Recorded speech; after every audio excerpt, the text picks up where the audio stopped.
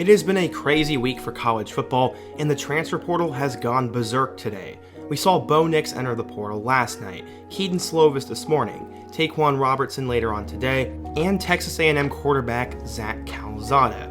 Spencer Rattler was one of those players that entered the portal a couple weeks ago, but now he is settled on his destination, and this one was an absolute shocker. I cannot believe it, but Spencer Rattler is going to the SEC, and he's going to be playing for South Carolina. This is huge news for college football. This is a major commitment for Shane Beamer, and this changes everything I thought about the South Carolina program's direction. In today's video, I want to talk about Spencer Rattler going to South Carolina, what this means for the Gamecocks, and why I think this could be amazing for him. But right before we get into it, nearly 80% of you guys are not subscribed to the channel, and we can do better than that, so be sure to quickly hit that subscribe button, smash that like button if you want to support today's video, and turn on post notifications so you never miss when I upload. Now, let's talk about Spencer Rattler to South Carolina.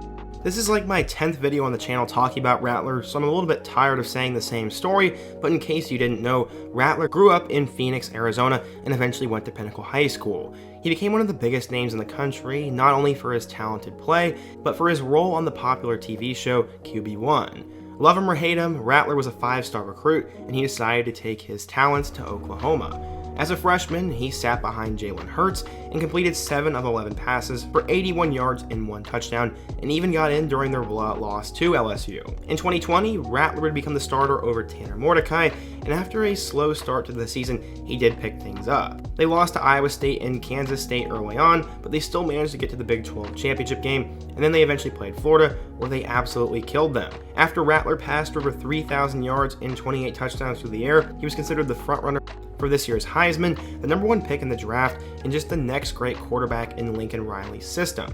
That is not how it would go. Tanner Mordecai would transfer over to SMU, and then Caleb Williams would become his backup. He came out of the Washington, D.C. area and was the top quarterback in the class of 2021. There were some rumors in spring that Williams is playing really well, but there's no way you'd bench the #1 overall pick and the Heisman frontrunner for a true freshman. At least, that's what we thought going into it. Rattler would struggle the first few games, especially against West Virginia, where he was booed right before halftime. From there, we did see a little bit of Caleb Williams action. Williams was thrown into the mix, he made a ton of plays, and eventually he handed the ball off to Kennedy Brooks, who won the Red River rivalry, and this started the mania behind Williams. The next week against Kansas, the team struggled, which was embarrassing, but Williams took the ball from one of his own running backs and got a first down, and it looked like Rattler's fate as an Oklahoma player was now sealed. To many, he was an arrogant and annoying player that deserved everything that was happening to him. Rattler still worked hard behind the scenes, and when he got an opportunity to play against Baylor, he at least went out there and gave it his all. He didn't enter the portal midway through the season, and at least stuck with his team through the rest of the year. Oklahoma missed the Big 12 championship and the college football playoff, and it looks like Caleb Williams is going to be the guy in the future, and they just landed a 4-star recruit by the name of Nick Evers earlier this morning. Lincoln Riley left for USC, so many thought that Rattler could maybe go there. That's not what would happen, as it looks like Jackson Dart is going to be the guy. Rattler passed for over 1,000 yards and 11 touchdowns this year, but he did not live up to his hype. Some wondered if he would go to UCLA, USC was thrown around, and even some SEC schools, but today, he just announced he is going to South Carolina. This is unbelievably huge for the Gamecocks program. I've been an outspoken critic of Shane Beamer, as it's nothing against the guy, I just didn't think he had what it took to become a big-time SEC coach and bring South Carolina back to its glory days. In year 1, they barely squeaked by a lot of bad opponents, but they did manage to get to a bowl game, which was huge for the direction of the program. There was one major problem though. The quarterback room at South Carolina sucked. Jason Brown was an FCS transfer, and Luke Doty did not play up to his top 100 blue chip status. Because of that, the team was held back in the passing department, and they would need to upgrade the quarterback position immediately going into 2022. They did that. They secured Rattler. So how do I think this will fit? Well, I'll be honest, I am a little bit skeptical, but I'm also really excited.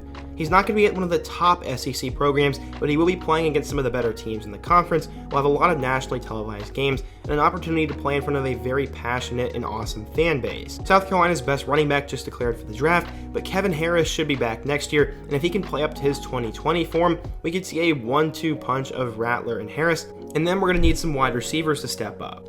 Josh Vann was the best receiver on the team as he caught 43 passes for 679 yards and 5 touchdowns, but according to ESPN, he is listed as a senior, and I'm not quite sure if he's going to come back or if he's done. If you're a Carolina fan, please let me know down in the comment section. In terms of that though, it's pretty dry. There are a couple of young guys who did show flash at times, but they didn't really have anyone established, but with Rattler going to South Carolina, I could see some guys in the transfer portal or some blue chip recruits flip there.